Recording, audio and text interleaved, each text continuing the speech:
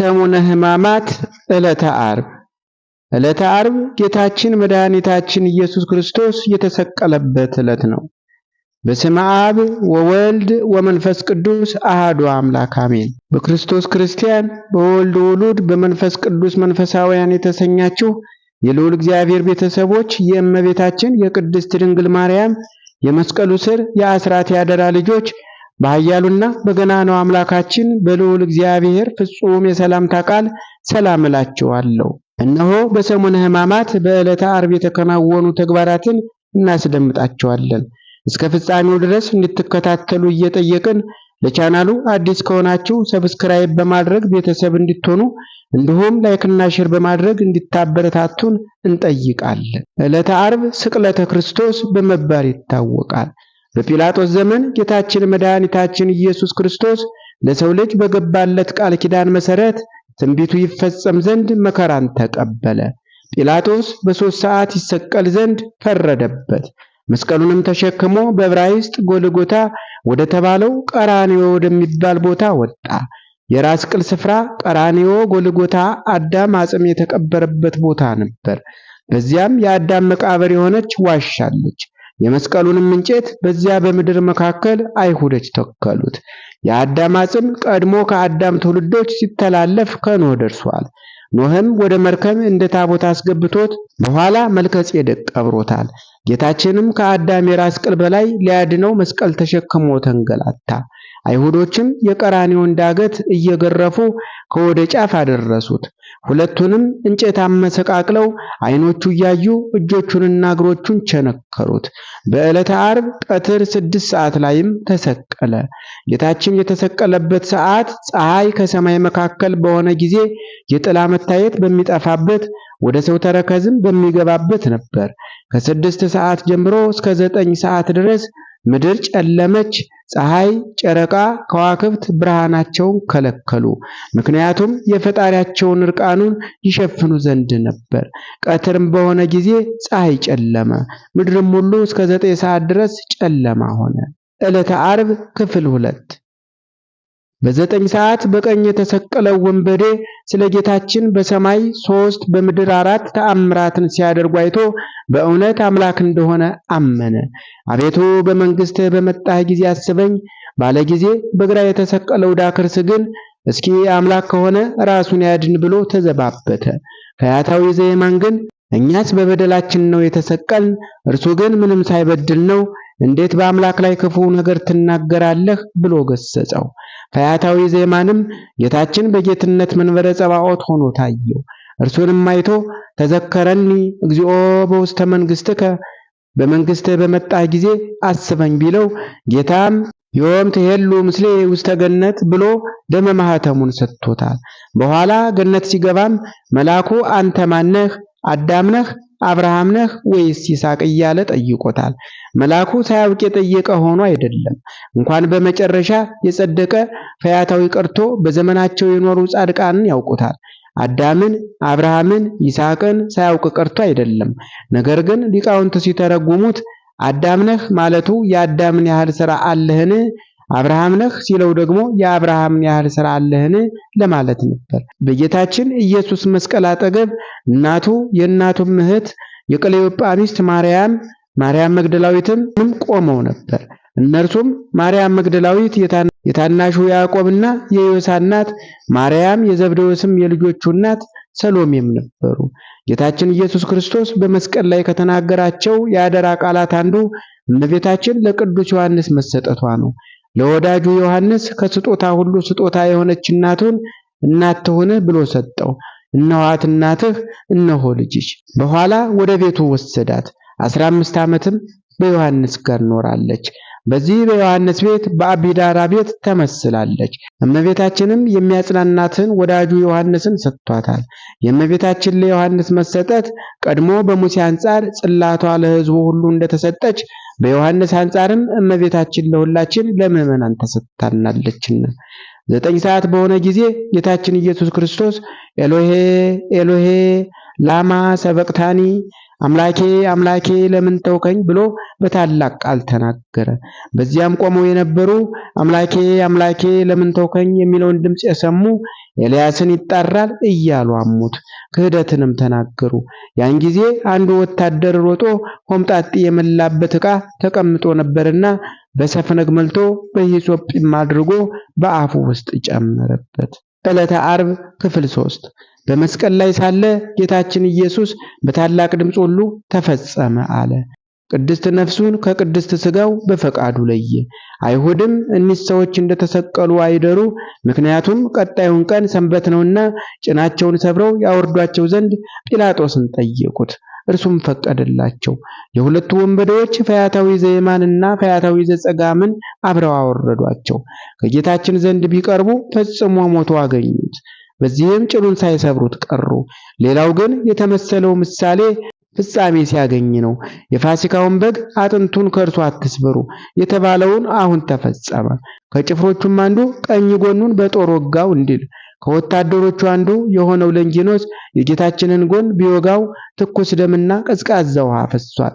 ለንጊኖስ ጥንተ ታሪኩ አንድ ዓይኑ የጠፋ ሲሆን ጌታችን በተሰቀለበት ጊዜ ወደ ጫካ ሸሽቶ ርቆ ነበር። ምክንያቱም ከዚህ ሰው ሞት አልተባበርም በማለት ነው። አመሻሹ ላይ የአይሁድ አለቆች ሲመለሱ ከመንገድ አገኙት። ለምን ከመሲሁ ሞት አልተባበርክም አሉት። እርሱም ምንም ስላላገኘሁበት አላቸው።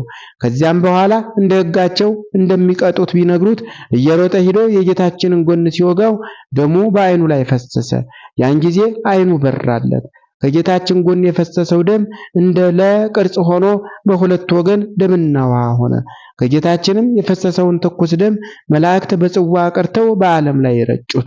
ይህ መሰረት ሆኖ ዛሬ ቤተክርስቲያን የሚታነጸው የጌታችን ደም የነጠበበት ነው። ለዚህም ነው ቅዱስ ጳውሎስ አሁንም በገዛ ደሙ የዋጃትን የእግዚአብሔር ቅድስት ቤተክርስቲያን ትጠብቁ ዘንድ መንፈስ ቅዱስ እናንተን ጳጳሳት አድርጎ ለሾመባት ለመንጋው ሁሉና ለራሳችሁ ተጠንቀቁ ያለው። ከጌታ ጎን የፈሰሰው ውሃ ደግሞ ምዕመናን የልጅነት ጥምቀትን ስንጠመቅ ውሃውን ካህኑ ሲባርከው ማየገቦ ይሆናል። ቅዳሜ ከቀድሞው በተለየ መልኩ የጌታችንን መከራ በማሰብ በጾም ታስባ ስለምትውል የተሻረችው ቅዳሜ ትባላለች። ይህች ቅዳሜ ጌታችን ሥጋው በመቃብር የዋለበት በመሆኑ እኛም እንደ ሐዋርያት የትንሣኤውን ብርሃን ሳናይ እህል አንቀምስም በማለት በጾም ለምናሳልፈው ነው። ቄጠማውንም ምዕመናን እስከ ትንሣኤው ሌሊት በራሳቸው ላይ ያስሩታል። የቄጠማው አመጣጥና ምስጢርም ከአባታችን ከኖህ ታሪክ ጋር የተያያዘ ነው። ምድር በጥፋቷ በጠፋችበት ወቅት የኖህ ታማኝ መልእክተኛ ርግብ የውሃውን መጉደል ያበሰረችው ቄጠማ ይዛ በመግባት ነው።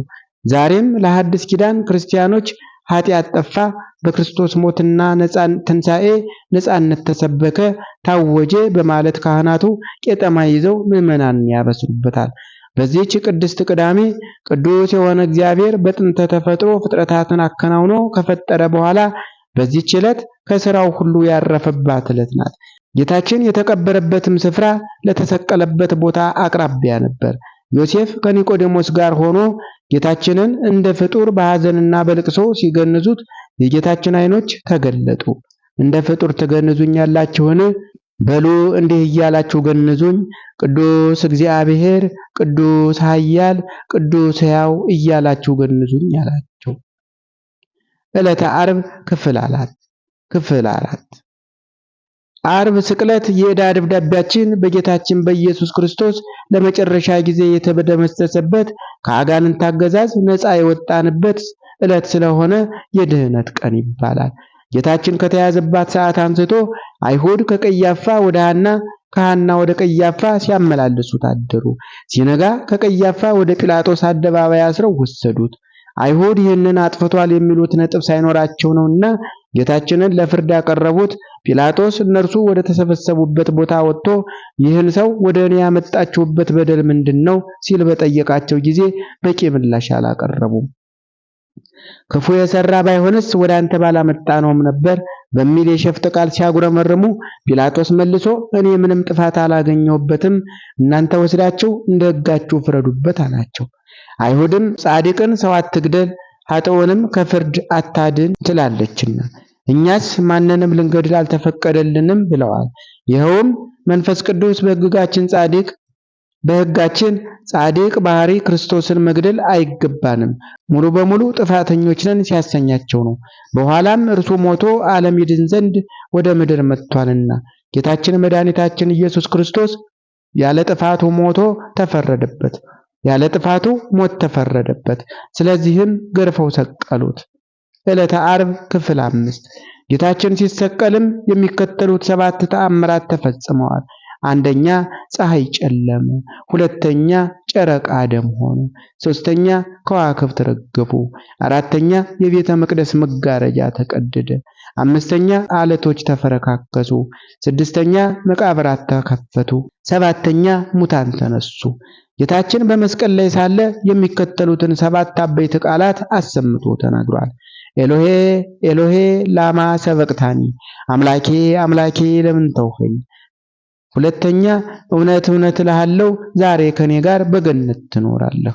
ሶስተኛ አባቶች የሚያደርጉትን አያውቁምና ይቅር በላቸው። አራተኛ እመቤታችንን ሴቶይ እነሆ ልጅሽ፣ ደቀ መዝሙሩንም እነኋት እናትህ በማለት የቃል ኪዳንና የእናትነት ልጅነት ማከናወኑ።